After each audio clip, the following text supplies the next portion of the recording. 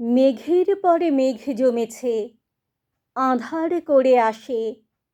আমায় কেন বসিয়ে রাখো একা দ্বারের পাশে?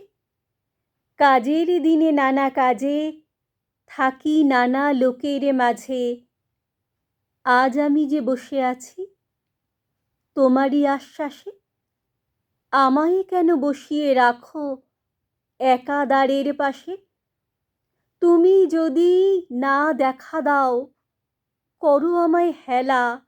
তুমি যদি না দেখা দাও করো আমায় হেলা।